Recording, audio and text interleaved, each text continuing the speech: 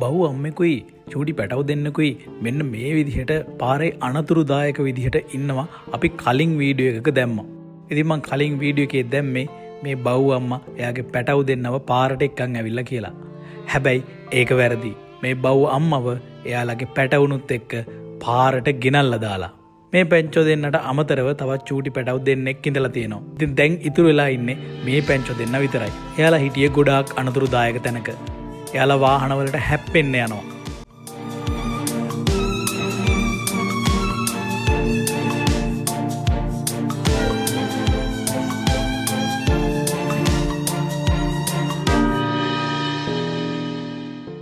ඉතින් ඊළඟ දවසේ මම යාළුව හොයාගෙන ගියා. ඉතින් මේ අයියලා දෙන්න මට ගොඩාක් උදව් කරා. හරි වැස්සට ගියාවත්ද බං කොහෙද? වැස්සට මොකක් කරයක් අස්සර වෙලා ඇති හැබැයි. මේ මෙතන බැල්ලි නම් ඉන්නවා බං සීට් එක උඩ. කොයි පැත්තද? මේ නේ ඉන්නවා මල්ලි. ඉන්නවද? අනේ මල්ලි උන්ට ලෙඩනේ මල්ලි. ලෙඩ කමන්න නැහැ.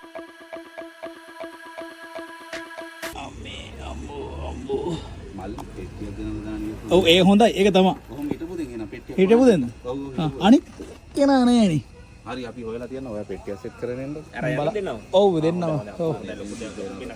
ඒක තමයි බලමු.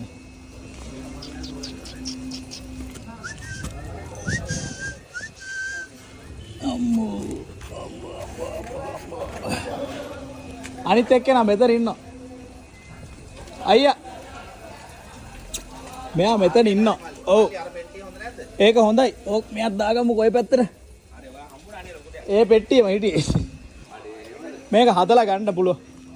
ඉතින් වාහනයක මේ වගේ කෙනෙක් නිදාගෙන ඉන්නවා දැක්කම සමහරු ගහලා එලවනවනේ. හැබැයි මේ අය එහෙම නැහැ. හරි හරි.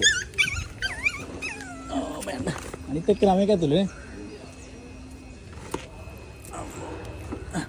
ඒ කියන්නේ ඔක්කොම අම්මත් එක්කම ගෙනත් දාලාද පැටව?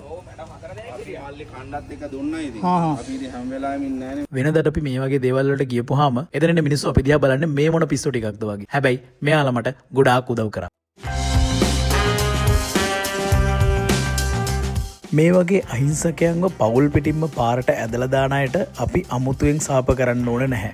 මොකද මේ වගේ දේවල් කරලා කාටවත් කර්මයෙන් ගැලවිලා හැංගිලා ඉන්න බෑ. අපි දාපු වීඩියෝ එක දැකලා කණ්ඩලමේ මහත්මයෙක් මේ අහිංසකයෝ දෙන්නව ඉල්ලුවා. ඉතින් අපි එයාලව කණ්ඩලමට ගිහින් දුන්නා.